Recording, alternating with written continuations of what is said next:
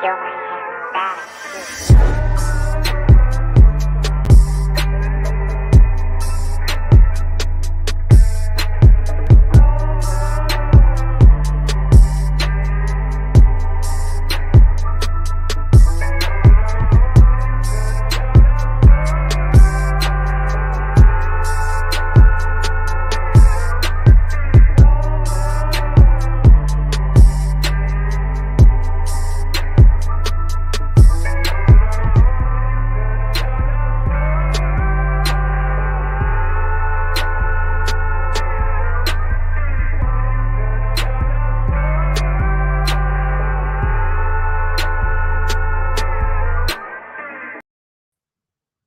What's up, primates? Thank you so much for tuning in. I'm Shane the Skeptic, and today I'm going to be having a discussion with a recent friend of mine. Met through a Facebook friend, I believe. Yeah, met on Facebook.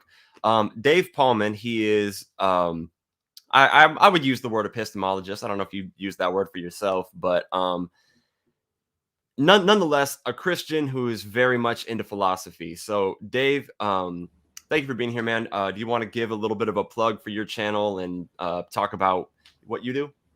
Sure. Well, yeah, thanks for having me on. For anyone who's maybe interested in my own kind of work that I do, I have a YouTube channel called Faith Because of Reason. And yeah, I've done some videos on epistemology and Christian theology and such over there. And yeah, thanks so much for having me on. Oh, yeah, man. I know that we have some differences in our epistemology, unsurprisingly. But we both seem to share a lot of criticism about a branch of Christian apologetics known as presuppositional apologetics. And our criticisms of it largely fall in line with each other. So I think it's interesting to kind of see areas where it's like, even where I'm an externalist about knowledge and you're an internalist about knowledge, and we could vary in some other areas, we could still share criticisms of other epistemological views.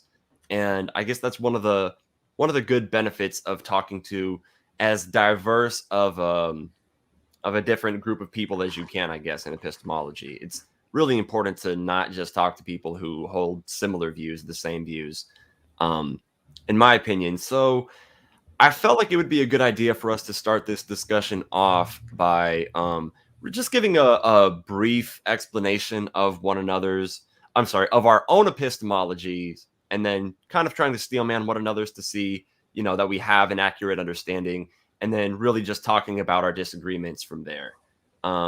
So if anyone thought that this was going to be like a formal debate, it's not. There will be some arguing, I'm sure, but this isn't a formal debate intended to have a winner or loser or anything like that. And I couldn't tell you right now if we'll have more agreement or disagreement. That's just gonna have to come up. So, do you want to go first and give a brief explanation of what your epistemology is? Yeah, sure. I took the liberty of typing it up here, so hopefully this won't take too long. But yeah, I would want to begin, though, of course, by thanking you for setting up the conversation, since I did ask for it and everything. And so yeah, just thanks for agreeing to talk with me about what I see as being a very important topic, and I know we're both passionate about it. I know that most of the people watching this channel are probably going to be atheists and skeptics, so I should probably say something from the start about the relationship of our epistemology to our religious beliefs, or our lack thereof. While, as you said, I am a Christian, I think that the model of epistemic justification that I'm going to be laying out here is perfectly compatible with both theism or atheism. So that's to say that where one lands on this issue doesn't determine one's overall worldview. So with that being said, I'm going to present an internalist foundationalist model of epistemic justification. It's known as classical foundationalism. And foundationalism, it's pretty simply just the view that there are two types of justified beliefs. There are beliefs which depend on other beliefs for their justification. And then there are beliefs which do not. So you've got the inferential beliefs and the non-inferential beliefs. And basically anyone who affirms those two types of beliefs will fall into the category of a foundationalist. And I think you and I are going to agree on that much, at least, that we're both foundationalists. Yeah. So we agree that there are non-inferentially justified, or some epistemologists will prefer the term warranted beliefs. But now we'd have to ask the question, how are these non-inferentially beliefs justified? And we can't appeal to another belief at that point, because if our foundational beliefs are justified by other beliefs, then turns out they're not actually foundational. So yeah, you and I are going to probably differ then on how those foundational beliefs are supposed to get justified. So you're an externalist, I'm an internalist. And so what's the difference there? Well, as I understand it, the difference lies in whether or not there is an awareness requirement on justification. So the internalist says yes, and the externalist says no. And the intuition that kind of underlies internalism is that in order for some belief to be justified for me, then there has to be something that I am aware of that is justifying that belief for me. We don't just want our beliefs to be random or lucky. We want to actually be aware of the reasons why our beliefs are true, or at least likely to be true. So for example, let's say that there's like this decisive proof of God's existence, right? But me as a theist, I'm totally unaware of that proof, right? It has nothing to do with the reason that I believe in the existence of God. Well, it would seem absurd to say then that my belief in God's existence could be justified by that argument, since my belief's not actually based on it. So it's important to remember that externalists like you aren't denying that there are reasons which warrant our foundational beliefs. But what I think you guys are denying, and you can clarify this later if you want, is that anyone needs to be aware of those reasons. So like reliabilism, for example, is going to say that a belief is foundationally justified for someone as long as that belief has in fact been produced by a reliable process. So just, kind of three concerns I have about that account. First, it would seem to entail that a person could be warranted in believing in some proposition, even if that proposition is irrational from their own perspective. It seems to entail that a person can be justified in believing something, even if that belief is contradicted by all of their available evidence, just as long as it was actually produced by a reliable process. Second, if you ask a reliabilist how they've come to know that any given belief was reliably produced, they're going to have to say that this belief as well is known as the result of a reliable process. And so there's a circularity problem there. And so to the extent that we want to avoid circular reasoning, I think we have a reason to avoid externalist theories of knowledge. And then finally, externalism seems it can only get you conditional justification. Your beliefs are only warranted if some other fact ensures that they've been reliably produced. But since that fact lies beyond your own awareness, there's no way you can possibly ascertain it. And so consequently, externalism seems to cut us off from ever having any intellectual assurance in the truth of any of our beliefs. So if we think that those problems with externalism are decisive, as I do, then we would have a strong reason to consider the alternative, which is internalism. So it would be incumbent upon me then to provide an internalist account of how foundational beliefs can be justified through awareness.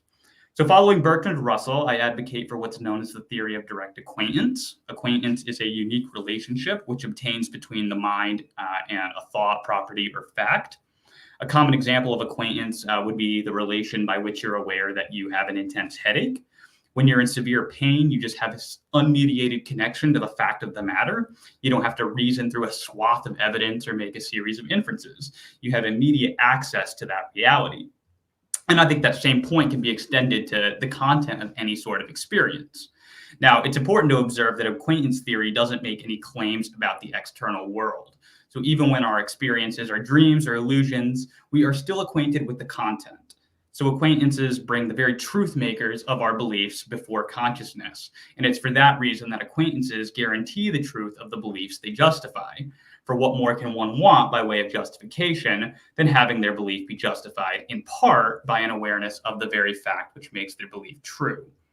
More specifically, I contend that non-inferential justification consists of three acquaintances. So first, I'd say there's acquaintance with a belief, or that's going to be the truth bearer. That's what can be true.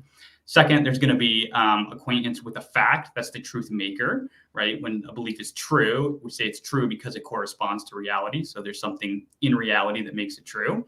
And so then finally, there's going to be acquaintance with the relation of correspondence between the fact and the belief.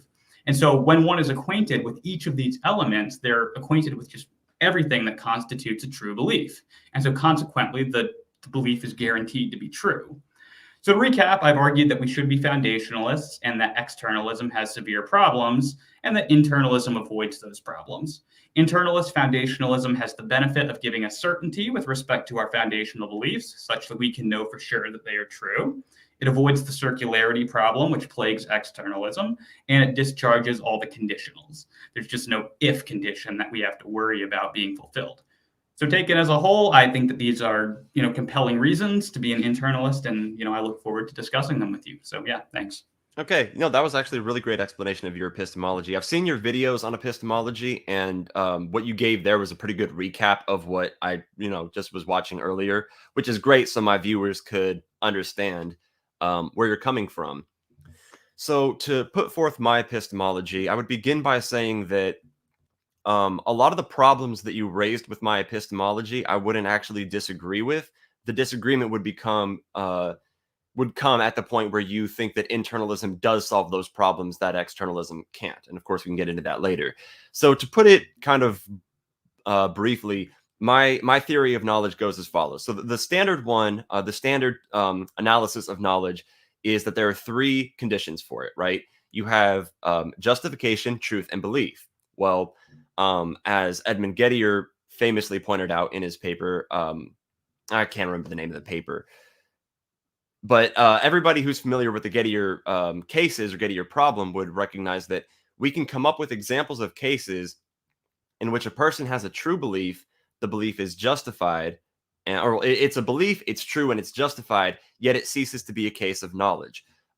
Classic examples of this that I would give would be, let's just say you are in a store, you look across the street, and you see Snoop Dogg in a store. And it also happens to be true Snoop Dogg is in that store. So you believed it, it was justified, and it was true. However, what you saw was actually a cardboard cutout of Snoop Dogg, so you formed your belief that Snoop Dogg was in the store because you saw a cardboard cutout of him, and he happened to be in that store. So your belief was still right by chance, even though you were justified in it. So what I do is I add a fourth necessary condition, and this is called the sensitivity condition, and it goes as follows. S would not believe P if P were not true. So that is to say that all the other three conditions still have to hold. The subject still has to believe it. They still have to be justified in their belief. And the belief has to be true.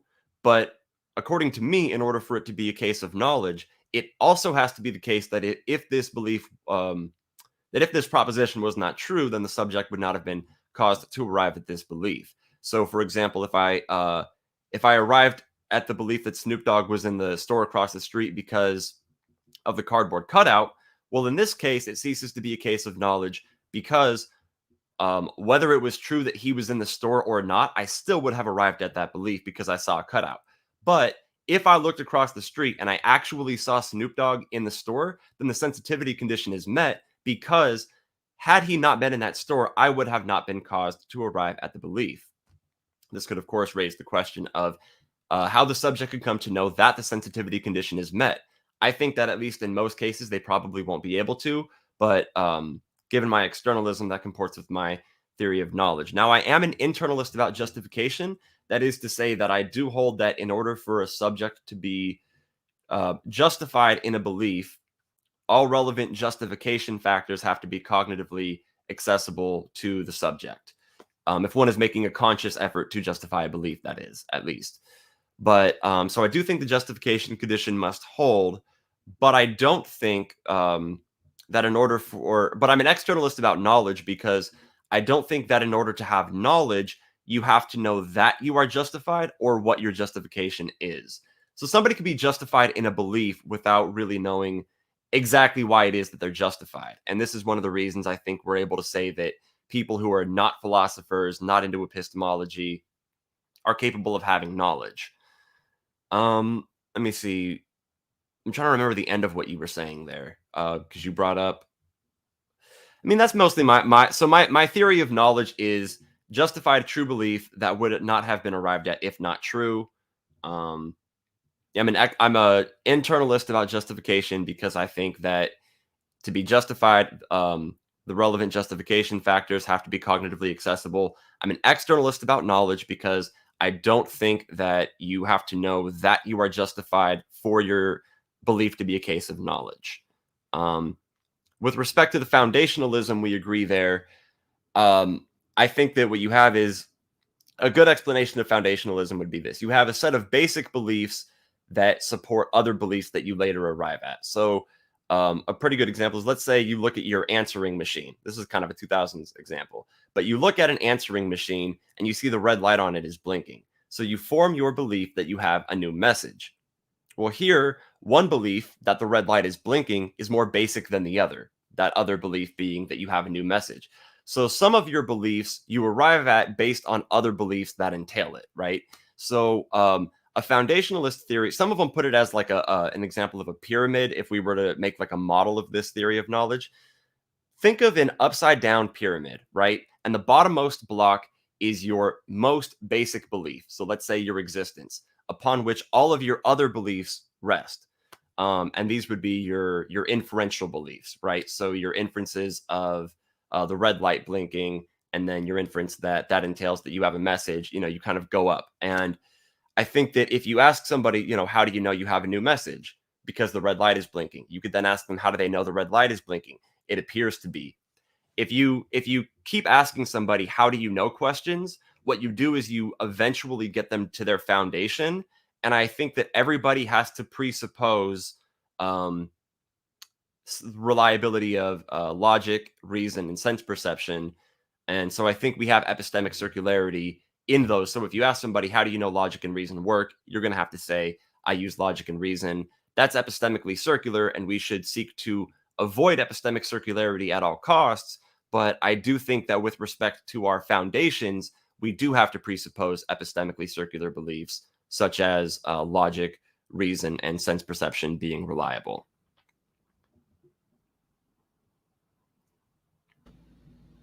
Was that it for your opening? Yeah, I think that works. So, yeah, I guess you kind of already you gave a pretty good steel man within your explanation of your own epistemology. So if you want to just get to some of the criticisms you have of mine, either or, that's fine. Sure. I mean, yeah, I took a list of, some things that you said here. We can go down that if you want. Maybe we can begin with this. Would you agree that with regards to the definition of knowledge, right, you would say it's a justified, true belief that also fulfills a sensitivity condition, right? Yeah. Would you agree that a simpler definition of knowledge is preferable as much as possible?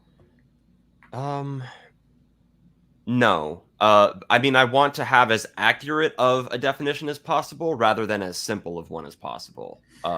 Right, but we don't want people packing if somebody wants to add 7 conditions for knowledge, right? Oh yeah, I want there to be as few as possible. Sure. Right. So that's what I meant by simpler. I meant packing less into it, right? Yeah, I definitely if the JTB analysis worked, I definitely would go with it. Yeah. Okay, so that's what I hold to. I hold to the JTB view. I don't think we need a sensitivity condition. And so the primary motivation, of course, for adding a 4th condition on knowledge or tweaking the justification condition or whatever, as you said, comes from the Gettier problem. And, for anyone who's not aware, this is, you gave a good example, but, for example, think of, a clock, right? A clock that is broken, but it's giving you it actually, when you look at it, it happened to be on the right time. That's when it broke. And so you form a true belief on that basis, but there seems to be a problem with the justification condition there.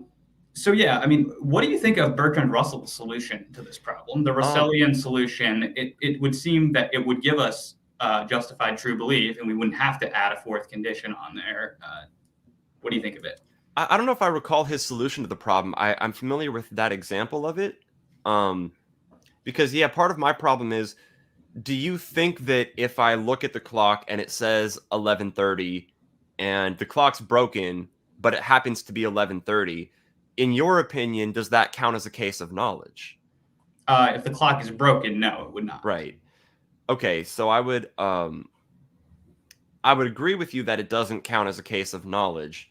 And it seems like our criticism, our reason for concluding that is what makes, because for me, it's that even if it wasn't 11:15, you still would have arrived at that belief. So that kind of, to me, illustrates why the sensitivity condition works. Because if you're walking by a working clock, then you're only going to form that belief that it's 11:30 if it's 11:30. So you have a justification, you believe it, it's true, and you wouldn't have arrived at it if it was not true. So for me, that makes it count as a case of knowledge, as to where if the clock was broken, it was, you got it right by chance, which isn't knowledge. Okay, so Bertrand Russell's solution to the Gettier problem, which is kind of interesting because he kind of anticipated the problem before Gettier raised it, and gave a solution to the problem before Gettier's paper even came out. Mm-hmm. And so basically, his solution is just say that make a requirement for knowledge that in the case of inferential beliefs, the premises from which you infer your inferential beliefs, that the premises must be true. And so if you make that a requirement, so if we require that the premises of our that justify our inferential beliefs have to be true, then that just rules out Gettier scenarios, because Gettier scenarios always involve reaching a true conclusion by means of a false premise. So for me, that has an infinite regress problem, and it raises not just that problem. So in order for you to know that it's 11:30, you have to not have any false premises that lead to your belief, right? But then the question becomes, how do you know that you don't have any false premises causing you to arrive at your belief? And it seems like what people who hold this view end up at arriving at is, in order to have a case of knowledge, you have to know of all relevant factors or something like that. But I think that in that case, you would have to have omniscience to get a case of knowledge, which is kind of paradoxical, because then in order to know one thing, you have to know all things. But of course, how could you know all things if you didn't know one thing? Yeah. So, well, yeah, that might take us into, the KK thesis and such, but, we'll get there. So the way I would deal with something like that is I would just say that you don't need to be able to do that. So you don't have to ascertain that the truth condition is fulfilled in the case of inferential knowledge, because we all agree, right, that in the case of the clock being broken, the person does not have knowledge in that case. So we all agree on that. The question is, does that provide a problem for a JTB understanding of knowledge? And it seems like if we insist the premises have to be true, then it's not a problem, because we can say that the person didn't have knowledge in that case because their premise, namely that the clock was a reliable indicator of the time, that was a false premise. Now, the truth of that premise, that doesn't have to be, they can arrive at that probabilistically, right? And they might even be a false premise in there somewhere. So it could be an inference to the best explanation, how they've arrived at that belief that the clock is functioning properly. But the point is that even though they've made, that might be a valid inference there, they could actually be wrong, right? Because inference to the best explanation is not, doesn't guarantee truth. Yeah. So for my problem with that is, at that point, how can somebody come to know that it is the right time or that it is the wrong time? You mean with certainty? Not with certainty. I'm not even getting to certainty, just knowledge. Because I'm an infallibilist, and I think you're a fallibilist, right? I'm an infallibilist with respect to basic beliefs. I'm an infallibilist. Okay. That I didn't know that I missed about your epistemology, and that actually squares away what I thought was a problem with your foundationalism. Okay. Okay. So you think we could have infallible foundations for our beliefs? Yes. And that could still count as knowledge. Well, my problem is then how do you have a fallibilist view then? So there's a bit of a distinction that some philosophers make between so-called classical foundationalism and neoclassical foundationalism, because some people think classical foundationalism thinks that you have, like, every belief has to be infallible in order to be knowledge. So I don't take that view. I would hold that only your basic non-inferential beliefs have to be infallible. So this would be neoclassical foundationalism, and that I allow for fallibility at the level of inference. So I'm okay with, having a probabilistic inference from, certain data points, right? So if I have absolutely certain data, things that I'm directly acquainted with, then I can't be wrong on that. But what I infer from that, if I make an inductive inference, an inductive inference doesn't guarantee the truth of its conclusion. So I could be rational, but I could still be wrong. So when it comes to inferential beliefs, I do allow for fallibility. I feel incredibly stupid. I think I mixed up fallible and infallible. I'm a fallibilist. Okay. I said I was an infallibilist. That's why I got so confused. Oh my God, dude. I don't know why. I didn't get enough sleep today. I didn't even smoke weed today. I just didn't get enough sleep. I work night shift. So it's like, yeah. Okay. So you just kind of explained this, and I want to read off of this textbook that gives an explanation of the difference between strong foundationalism and weak foundationalism. So it says, while strong foundationalism claims that basic beliefs are infallibly justified or known, weak foundationalism demands that basic beliefs be only fallibly justified.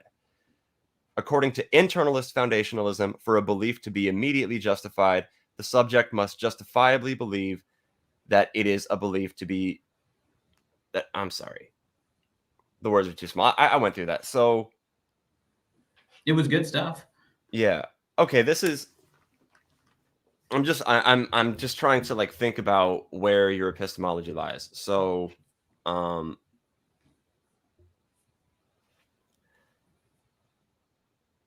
sorry. Could you repeat which one you were? You were an infallibilist about basic beliefs? Yeah, with respect to Okay. non-inferential or basic beliefs, I think those are infallible. Okay. This is probably going to be a really annoying question. How can you know that they're infallible? By acquaintance. When you're acquainted with, I think, truth bearer, truth maker, and the relation of correspondence, when you have acquaintance with all three of those things, and that's just everything that's constitutive of a belief being true, assuming correspondence theory of truth. Yeah, so this is my problem with correspondence theory, though, is I don't see it escaping epistemic circularity, because you're saying you can know it because you're directly acquainted with it, but how do you know that what you're acquainted with is the truth? So I don't know that it makes sense to speak of being acquainted with the truth. So truth is a property of propositions. And so acquaintance is a relation that holds between your mind and a fact, right? So for example, like think of the skeptical scenarios like dreams, right?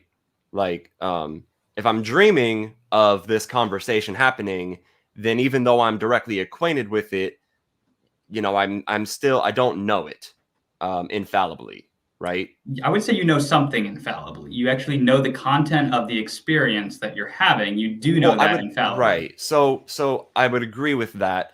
So that I am experiencing this conversation, I could say I have certainty of, right? That I'm experiencing it, sure. That I would agree with. But that this conversation is actually happening, I think, is another story. I'm using my empirical senses and reason to arrive at my conclusion that I'm talking to you, and I have to assume that my empirical senses are a reliable pathway to truth, and so I have to make that same assumption with reason in order to arrive at my belief that I'm talking to you. Those are the faculties that I have to use in order to arrive at that belief, and I don't see how to justify those faculties without appeal to those faculties. Okay, so can I get you an alternative picture of how I would get there in a way that I don't think assumes those faculties and that avoids circularity? Yeah. Okay, so if we could agree then that based on the acquaintance with the experience that we're having this conversation, that there is something that we're infallibly justified in believing. Like there is a point of certainty there. Yeah, so I definitely, so with respect to the infallible beliefs, I think, and that could pretty much be the same thing as certainty from my view. The only things I'm certain of are that I exist and that I'm experiencing. Sure. So those would be the two. Okay, yeah. So I think that's significant. That gives me the foundation I need. If we got a certain point, then we've got a definite connection with truth here, or a connection with reality. So the question is... Well, no, that's actually a separate... I don't assume that. So, or I'm sorry, I'm not certain of that. So I'm certain that I exist in some way or another. I'm certain that I experience what seems like an external world. But I wouldn't say that I'm certain of anything beyond that. Sure. Yeah, no, I'm fine with working with that minimal foundation. Let's work with that very minimal foundation. Okay, so just so we're clear, you are clear on the fact that my belief that there is an external world, I'm presupposing. Yeah, and so I want to give you a way that I think you can justify that without having to assume that your senses are reliable effectively. All right, cool. So the way I would get there is would be through an inference to the best explanation, right? If we're certain that we have this experience, then we can ask why. Why am I having this experience? And so, we've got what possibilities, like we've got basically realism, right? That I'm experiencing a real external world. We've got like a Cartesian demon scenario. We've got a brain in a vat scenario. And, you could multiply examples of that sort. What I would argue is that in any possible scenario you can raise like that, the skeptical scenario is always going to be more complicated than simple realism. And so by inference to the best explanation, simplest explanations are intrinsically more likely to be true because there's fewer ways in which they can go wrong. So if we accept— Do you mean intuitively or intrinsically? Intrinsically. Okay. Intrinsically, a simpler explanation has fewer ways it can go wrong, so it's intrinsically more likely to be correct. So I would say if we accept that, then we can make the inference that realism is the best explanation of our having these experiences. So it's an inferential belief. It's a fallible belief because we can admit that we could be wrong about that, but it is a justified belief. And I don't think we are assuming the reliability of our cognitive faculties. We're actually giving a justification for why we believe that they are reliable. Does that make sense? It does. And I actually have a very similar response to the skeptical scenarios where I say, like, how do I know this isn't a simulation or a brain in a vat, as opposed to there being an external world existing? And to me, it's the simplest explanation. But you also noted that still is a fallible belief because, of course, if I was a brain in a vat or in a simulation, I could be programmed to think that was the simpler explanation. And it doesn't actually have to be. I disagree that simpler explanations are intrinsically more likely to be true. I think intuitively they are, and in most of the case they are for that reason. But intrinsically there are some things where it's like, let's say you have a really, really awkwardly heavy, really awkwardly shaped couch, and it was on the bottom floor of a hotel, and it made its way to the top. Is it more likely that one person moved it up there by themselves, or is it more likely that multiple people came together and moved this by themselves? More people coming together to do it is not as simple of an explanation, but a really awkwardly shaped, really heavy couch, it seems more reasonable to think that multiple people would have moved it up to the top floor. Okay, but here's where I think the difference is there, though, is that I do think that if we're just weighing prior probability, that the hypothesis that one person did it, I think that is intrinsically more likely to be true, just given prior probability, because it has fewer ontological commitments. It only commits us to one thing. Now, based on the additional evidence, like that a couch is very heavy and that one person doesn't have the strength to do it, I think that we actually would have that evidence weighs actually against the simpler hypothesis and actually forces us to postulate the existence of more entities. But I would actually say that just going on prior probability, hypothesis that one person did it is actually more intrinsically likely to be true. But once we consider specific evidence, such as the weight of the couch and the strength of a typical human being, then we actually are warranted in postulating more than one person. So that's my reasoning process in a scenario like that. Yeah, I guess my only criticism is the word intrinsically, and that's not that big of a disagreement, though, because if you take that out of there, I would agree with you that prior to the defeaters, i.e., the weight of the couch, how much weight one person could reasonably be expected to carry. Prior to those defeaters, it is simpler that one person moved it. It's the specifics of the situation that make it the case that it's more likely that multiple people did it. Right. It's when you consider the additional evidence that that can make the the one that has the higher prior probability that can still go down because evidence can overturn that. Yeah. So my only problem though is so I'm agreeing with you that this is the reason why we should assume that there's an external world as opposed to a simulation, brain in a vat, dream, any of it. But I feel like this is why we have to make that assumption, and this is why we have to make that presupposition. I still feel like it is a presupposition. You admit we could be wrong about it, so you're admitting that it's fallible. And I guess I'm failing to see if it could be the case that you're dreaming, and it could be the case that you're a brain in a vat, how are you not presupposing that I guess reality is real, that there's an external world? So, well, what I would define a presupposition or an assumption as is a proposition that is believed to be true without a justifying reason, or without justification. That's how I understand presupposition. Presuppositional apologists may want to quibble about that definition, but I think that's a working definition. It seems like if we have determined in a non-circular way that that is the simplest explanation, and so we're making an inference to that as the best explanation, that seems to me to count as a justifying reason, and so it's a fallible belief, but I wouldn't say it's a presupposition or an assumption because we've got a reason for believing it. Does that make sense? Yeah, I guess it's just with how flawed the reason is, I'm questioning whether or not we could be justified in believing that there's an external world, as opposed to, just presupposing it. But isn't a justification is just having a reason that renders something more likely to be true than not, right? And so if we can agree that the fact that this is a simpler hypothesis, if we can agree that that counts as a reason, then we have a reason to believe in an external world. And so it's not, it doesn't seem like it's just a bare presupposition at that point. Okay, so we have a reason. Does that make it, because justifications would consist of reasons, but that wouldn't make all reasons justification conferring, obviously. So I guess where I'm stuck is whether or not that's a really a justification conferring reason. And I do think you're making a good point here, where you're saying it's not a presupposition if we could reason ourselves into it, and we're reasoning ourselves into it by saying that it's the simplest explanation, so we're going with the abductive reasoning. But it's a fallible foundation. So we start... Wait, because abduction is not... unlike deductions are only inference form that can guarantee the truth of the conclusion. Abduction is much weaker. Right. Abduction is our weakest form of reasoning, but it is a form of reasoning. Right.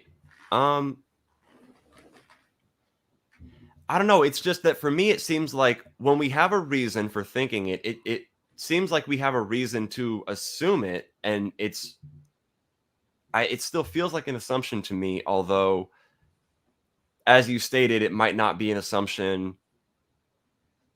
This is where I'm stuck is, does it cease to be an assumption if there's some reason for it, or rather, is there a reason for assuming it?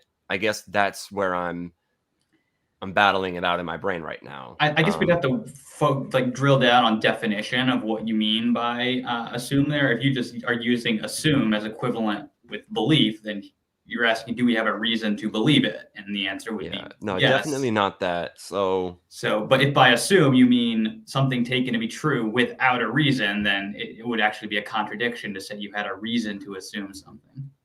Unless you were saying, like, for pragmatic reasons, we assume it, right?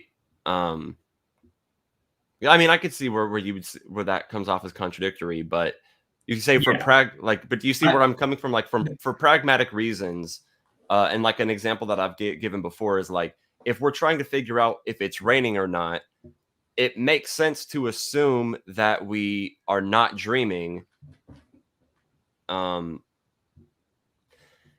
I guess I just don't think the reason is justification conferring because it doesn't defeat the skeptical scenarios. And for that reason... You mean it doesn't conclusively defeat them?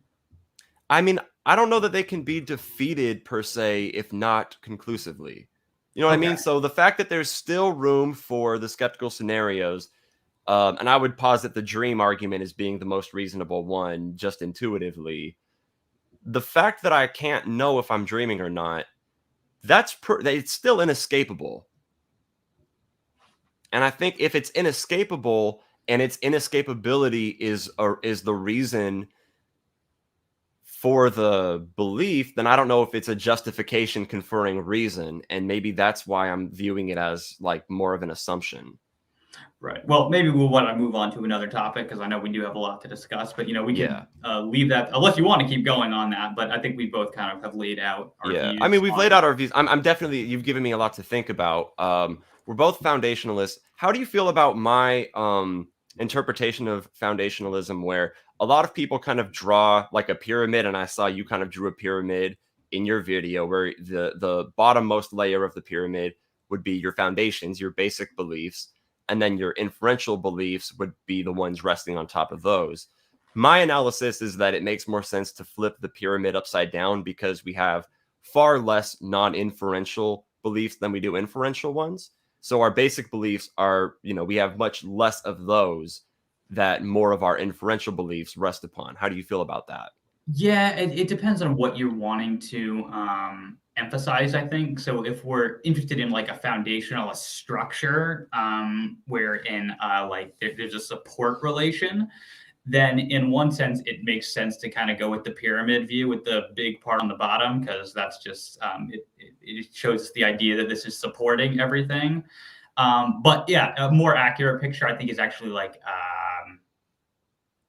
maybe like a tree, but where you've got like a fewer number of roots than you do branches. So you've got like a few basic beliefs that you're inferring your way up to more inferential beliefs. And so I think you're essentially correct there in what you're saying. Okay. That it's smaller at the bottom. Okay, so that makes sense. So where we agree is the foundationalism. Where we disagree, and there's more potential for my mind to change than in most discussions, is the epistemic circularity at the bottom. It could be the case that my position will change from there's epistemic circularity to simply there's fallibility. I saw already that there was fallibility, but I guess I saw the fallibility as stemming from the circularity. But I guess I'm also just kind of stuck in like it almost being a paradox if I'm saying like, here are my reasons for assuming. I'm kind of stuck that you pointed that out, that's kind of contradictory. If I say I have a reason for assuming the reliability of reason, logic, and empirical senses.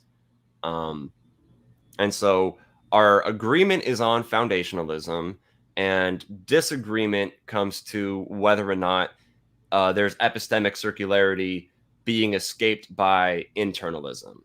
And I would like to press you on that because you had said that we have to assume logic and reason. And I would also like to press you on that because I don't think we actually do have to assume those things. Right. So if somebody asks, how do you know logic and reason work? You start using logic and reason to show that they work. And what else can you do other than that? Yeah, so I think when people like Seitan Bruggenkrieg, right, like ask, how do you know that your reasoning is reliable? I think that they are assuming a kind of a reliabilist view, that they are essentially assuming that the reasons that I believe, the reason that I hold beliefs is because I think reasoning is like this reliable process or something. And that's just not the reason I hold a belief. I don't hold any of my beliefs because, oh, well, I came to it through this reliable process known as reason. Like there is a process of reasoning that happens, but at no point am I depending on that process of reasoning for the justification. The justification always is consisting of reasons or acquaintances or propositions, these sorts of things that are like forming the premises of arguments. That's what I'm appealing to as justification. And yes, there's a reasoning process that goes on there, but I'm not appealing to that as the justification. Wait, but it sounded kind of contradictory because what is your justification for you believing that reason is reliable? Yeah, what does that mean when we say reason is reliable? Because it sounds like you're saying that reason. It's like you're treating it as a cognitive faculty. So for me, right, reliability is tendency to produce true beliefs. Mm-hmm. Yeah, and so it's like it's being treated as a faculty that gives us beliefs just out of the blue or something. And that's not what I think reason is. I think reason is just the process of deliberating through reasons. You don't think that reason is a cognitive faculty? Because I understand that you could say a reason with respect to like a justification, like they could be analogous that way, but you don't think reason is a cognitive process, like applying logic? for No, example? I think it is, but I don't think Okay. that process confers justification. I think that reasons confer justification. Reasoning does not. Does that make sense? Okay. Yeah, okay. So what you're saying is reason, when it's used as analogous for justification, I'm sorry, no. Reason when it's when it's used as analogous for justification is justification conferring, but then of course that's kind of circular. So I think there's one sense in which, yes, we do use reason, but we're using it kind of functionally, not justificatorily. So Right. So what here's an okay. example that might help. So imagine you and I are having a debate, a written debate over whether pencils exist, right? Yeah. And so, I'm writing you letters, giving you logical arguments for the existence of pencils. And let's say I write these arguments out with a pencil. Well, did I use pencils to show you that pencils exist? In one sense, I did, right? I functionally, I used the pencil. And so that's like functionally how we use reasoning. Right. But at no point did any of the arguments depend on a premise which asserts that pencils exist. So the reasons I was giving you are independent of the tool I used to show you those reasons. And so my view on reasoning is similar.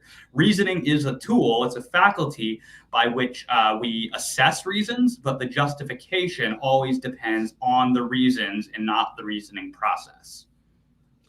It's so hard not to get like lost in the weeds because we're using the word reason in two different ways. And I think we're using use in two different ways too, because we talk about using it functionally and we talk about using it as justification. So I think it's very easy for equivocation to happen here. Right. I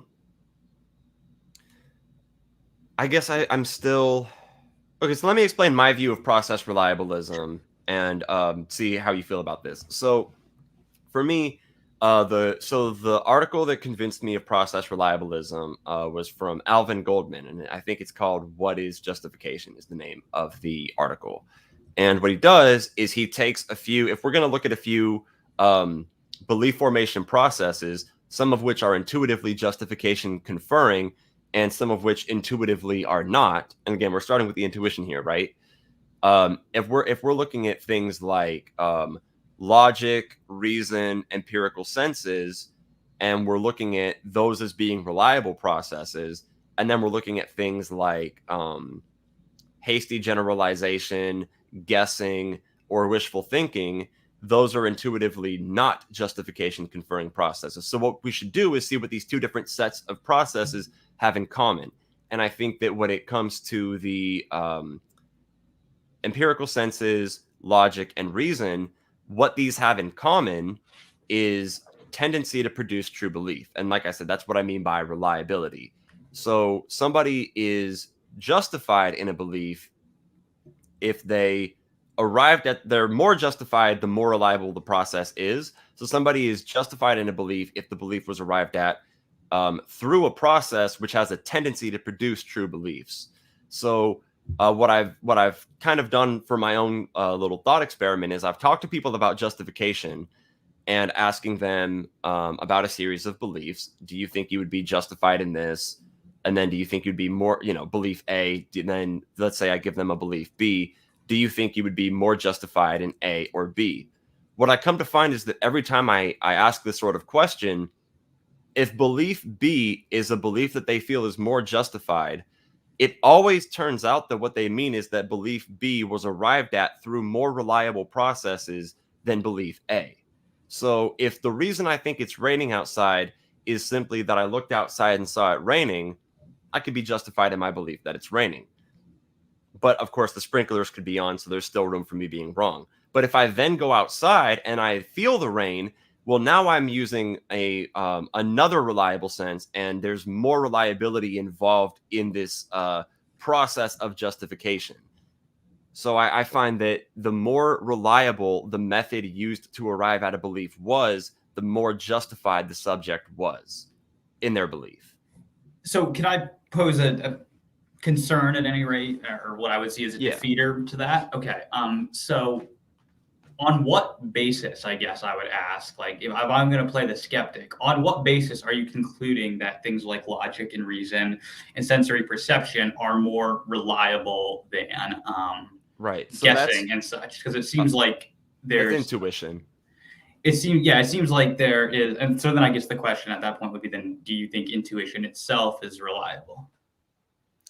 It depends. In a philosophical sense, yes. So, for example, because some people fail to understand that, like, when philosophers talk about intuition, we don't mean it in as loose of a way as Mhm. non-philosophers do. Right. So, for example, linguistic intuition is actually justification conferring, because if you and I are trying to figure out what a word means in a certain language, and someone in that room is a native speaker of that language, um, then them saying this word is intuitively what means this in my language, that actually has some authority, right?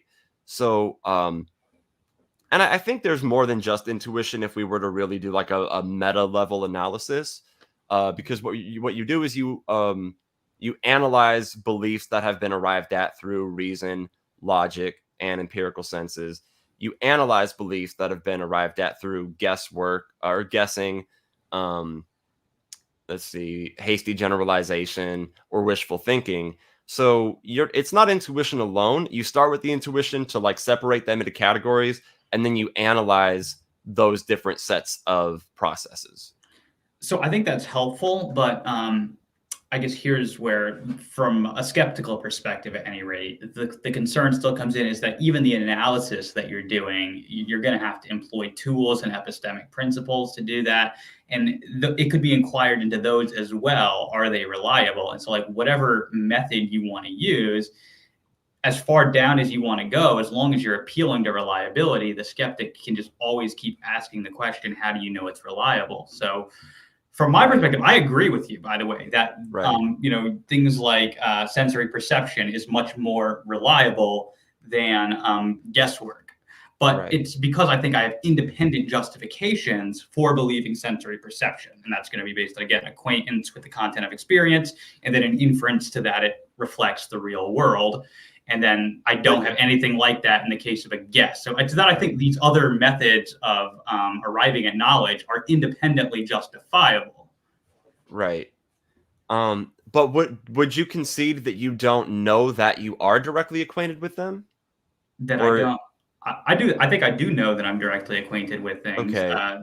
I don't think that. Okay, then how I mean, we might have got into this earlier, but like, how do you know that you're directly acquainted with them? I guess that's how you went to the inference to the best explanation, but that is fallible. So how do you know it if you arrived at it fallibly? Are you asking? So just to clarify, what are you asking? How I Yeah, know so that I'm direct? What are you yeah, because I was asking that I asking have you, acquaintance with? how do you know that you are directly acquainted with things? Because earlier I asked this question, and the answer was inference to best explanation. But inference to best explanation is fallible. So what you're doing is you are arriving at what you're calling a case of knowledge through fallible grounds, which doesn't work if you are an infallibilist. Right. No, I would agree. So I don't think that I am acquainted with facts about the external world. All right. So that is inference to the best Oh, explanation. okay. What I'm acquainted with is the content of my own experience. And if you're going to ask, how do I know that I'm acquainted with it? It's going to be by acquaintance. Because for me, Okay. everything bottoms out in an acquaintance, not in knowledge. Right. Okay, so I guess that was at one point when you answered my question. Maybe I asked the question the wrong way. So you I could have would, misspoke yeah. too. So you would concede that you don't know that you are directly acquainted with them. Them being the external world. Yeah. I don't think I'm directly acquainted with any external facts. Okay. I think I'm only acquainted with things like my own concepts, my own beliefs, and Right. experiences. That's what I'm acquainted with. So anything beyond acquaintance is inference. So those are like the two things for me. Any question of how do you know X, it's either going to be by acquaintance in the case of a non-inferential belief, or inference in the case of an inferential belief. Okay. And I was going to ask a question, but I guess you kind of explained earlier that you are a fallibilist about the foundational beliefs, but then the inferential beliefs you're an infallibilist about. No, I'd be an infallibilist about foundational beliefs. So I think at the Oh, yeah, okay. foundations, yeah. All right. I guess I might have asked this earlier, but why is it that you are why is it that there's a difference where you are the I'm sorry, you're the infallibilist about the foundational beliefs and then fallibilist beyond that? I guess I should clarify. I'm not a fallibilist about deductive inferences. So when it comes to if I'm making a deductive inference based on infallible premises, then because deduction is a necessarily truth-preserving inference form, then I would say in the case of deduction, when you have certain premises, then you also have a certain conclusion. So that's the only time I would allow that an inference can also be infallible. But when the reason that you can't have an infallible inference in other cases is because abduction and induction are not necessarily truth preserving. They are only yield probabilistic conclusions. And so that's why you don't have infallible knowledge when you've made an abductive or inductive inference. Okay. If that makes sense. Yeah. So you're saying, so like, granted that these fallible foundations work, we have infallible inferential beliefs based upon those. I would say we have fallible inferential beliefs based on the infallible foundations. Okay. That's fair enough. So that gives me plenty to think about for sure. Well, if you wanted to segue into empiricism versus rationalism, because I did want to ask you kind of about the circularity that you see in logic, I'd love to push you on that. Again, if we've talked enough and like you're good, we can cut it off there. But if you want to go there, I would love to have that conversation too. Yeah. So I'm glad, like as we mentioned earlier, this was a discussion, not a debate. Right. So I'm glad that we were able to lay out both of our epistemologies, let people analyze one another's epistemologies and problems with each other's. And yeah, I guess that leaves us with our last area of disagreement, which would be the empiricism versus rationalism. So I'll start by giving my explanation of what I mean by empiricism, Sure. and then you can go on to explain what you mean by rationalism and your criticism of my empiricism. So for me, empiricism is the view that everything that you come to know in one way or another, it comes down to you arrived at it through sense use. So that isn't to say that you can't arrive at a belief rationally. It's just, let's say, for example, in order for you to arrive at a belief in a red triangle, I don't think you have to have seen a red triangle. You don't have to have been directly acquainted with the red triangle. But what I think is you have to have, if you conceptualize something like a red triangle, what you're doing is you are combining concepts which you were formerly acquainted with through the use of your senses. So you formerly have been acquainted with red, and you formerly have been acquainted with triangle, and you can rationalize what a red triangle would be based off of those beliefs which you have previously arrived at through your empirical senses. So I think that without empirical senses, you fail to have knowledge. Blind people don't know what colors are. Deaf people don't know what sounds are. And these are two, basic examples that somewhat support my point. Of course, that's if the person's been blind or deaf their whole life. Some people go blind or deaf later. And then it seems like the rationalist disagrees with that and thinks that some beliefs could be arrived at without any use of the empirical senses. Or not beliefs, but cases of knowledge, I should say. Right. Yeah. We may not have a whole lot of disagreement on this point because I'm sympathetic to concept empiricism, which is the idea that we arrive at our concepts on the basis of experience. There are some serious objections to it, but at any rate, I'm sympathetic to that view. So I mean, we may not have a whole lot of disagreement here. As I understand rationalism, it's just the thesis that you can have analytic a priori knowledge. And for anyone who's not familiar with that term, analyticity refers to truth in virtue of meaning, and a priori just means in advance. So it's the idea that we can have knowledge of certain propositions in virtue of what they mean. Shopworm example of that is going to be all bachelors are men, right? We know that by simply knowing what a bachelor is and what a man is. Now you could, respond to that by saying, "What we know what bachelors and men are on the basis of our experience. That's how we acquire those concepts."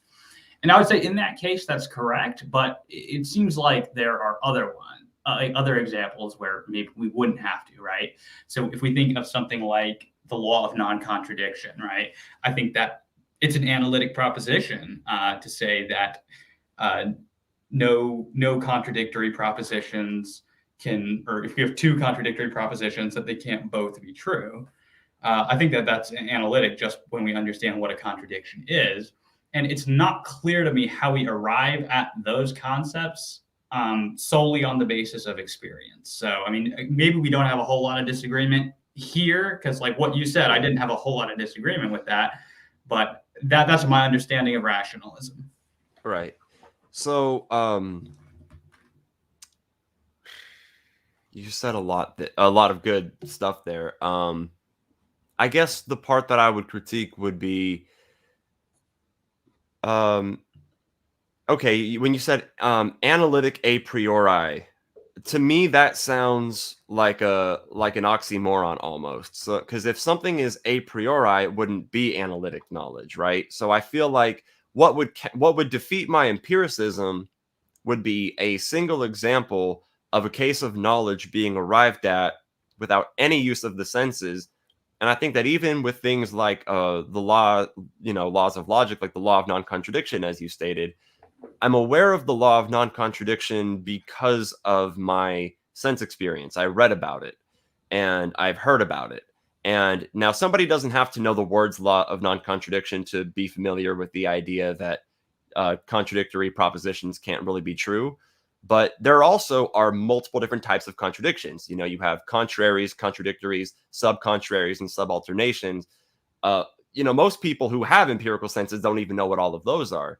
So I don't really see how somebody could come to be acquainted with the law of non-contradiction if they weren't able to hear it or read it. I think that anything that at some point, empirical sense use is involved. But I think the misunderstanding that most rationalists make, and I mentioned before the stream, you're the first rationalist that I think doesn't misunderstand empiricism that I've talked to. Is a lot of people think that empiricism is this view that you could only know something if you see it directly or hear it directly. And that's not what I think. Just that anything involves something that you have been acquainted with by seeing or hearing directly. And I gave the example of the red triangle earlier. You could know of red triangles without seeing red triangles, but you can't know of red triangles if you've never seen red or triangles. Okay, so maybe this will be a helpful point to converge on here. So two examples, right? You gave the example of perhaps reading about the law of non-contradiction, right? Yeah. Well, I know from some of your videos, right? You read Norman Geisler and Frank Turek's book, I Don't Have Enough Faith to Be an Atheist, right? Yeah. I know you weren't a fan.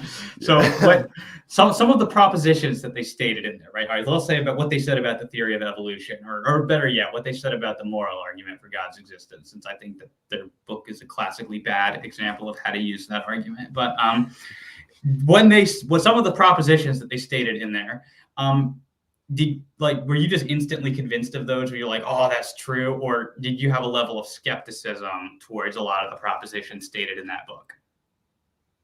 Even propositions that I ended up believing in, I've often had skepticism towards. So just because I was acquainted with it through my senses doesn't mean I will arrive at, the belief in whatever I'm reading. I've read the Bible. I don't believe in it. But in order for me to read a book that I do believe is true, I do have to have read it. Sure. Yeah. So my point, though, is more when you first encountered the law of non-contradiction, was there even like a question in your mind, like, is that true? Or did it just intuitively strike you as like, oh, yeah, that's obvious? Like many philosophical things, it was one of those things that I'd figured out, but I didn't have the labels for. Sure. So long before I got into philosophy, I didn't know what epistemic circularity was, but I knew what it was like to talk to a religious person and they say, I know my holy book is true because it says so in my holy book. Yeah. And so I knew what it was, but I didn't have like the word for it. And same with infinite regress, because I remember the night that I became an atheist. Most people don't remember exactly. I remember where I was sitting and everything. I didn't know what the infinite regress problem was But my thought process was, if a God had to make us, then a God had to make that, and a God had to make that, and so forth. And I know that there are different attempts to escape that problem, but so I think that the law of non-contradiction would be one of those things where it was pretty much like, as I read about it, I was like, I was reading a concept I somewhat had already figured out earlier, but I had figured it out through some sense use and reason by talking to people. Yeah. Yeah, so just my only point there is, do you think whatever that concept was that you had formerly had, so you think that you did gain that on the basis of experience? I do think I gained it from the basis of experience, because I don't see how without sense experience I would even know of the contradictory propositions, let alone that they can't both be true. Okay, I mean, and I guess there's not exactly a way for me to prove it at that point, but that's what I essentially understand rationalism to be, is just affirming that there are analytic truths that a person can know. So if you want to say that you can include that within your empiricism, I say that's fine. I'm not really going to fight over the label with you. But as I understand the literature on this, people like Lawrence Bonjour and forgetting his first name, but Casulo, people who are into this, that's how they seem to define rationalism, is just believing that there is, well, some will just say it's a priori knowledge. Some will specify that it has to be analytic. I believe in both. So that's why I've classed myself as a rationalist, because that seems to be the correct philosophical label for me. But again, if you want to say that all sounds good with what you understand empiricism to be, I'm not going to fight you about that. Right. And this is actually, I think that empiricism versus rationalism is like the least important debate within epistemology. It's the first one that comes up on a contemporary level, right? And it makes sense why it would be.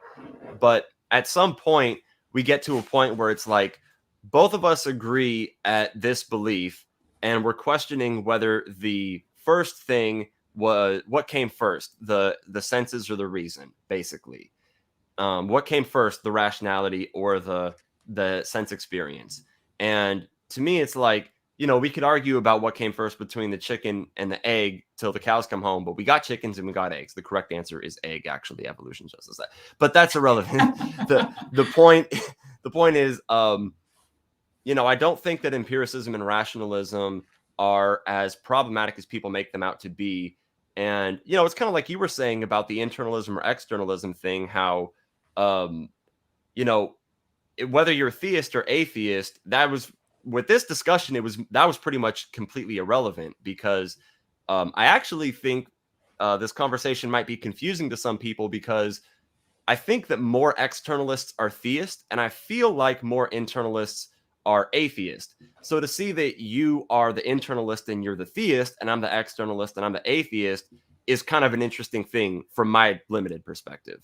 Which actually brings up I did want to ask you about, and I don't know, how long you want this to go, but I did want to ask you about your thoughts on kind of Alan Plantinga's theory of knowledge, because he's very much an externalist. I mean, I've been heavily critical of Plantinga myself, but it does seem like if you are kind of an externalist reliabilist, I largely agree with Plantinga, actually, and I think it's kind of funny that Plantinga is a Christian apologist, and here you are being critical of him, where I'm agreeing more with him. Yeah. So, do you think that belief in God can be properly basic, that it can be non-inferentially warranted? I don't. So then why? Because that's Plantinga's whole thesis, is that if you're allowed to just say that, I can trust the beliefs I get through sensory perception if they're reliably produced, then if my belief that God exists was reliably produced by a sensus divinitatis. Oh, yes. But my disagreement would be that it could be reliably produced.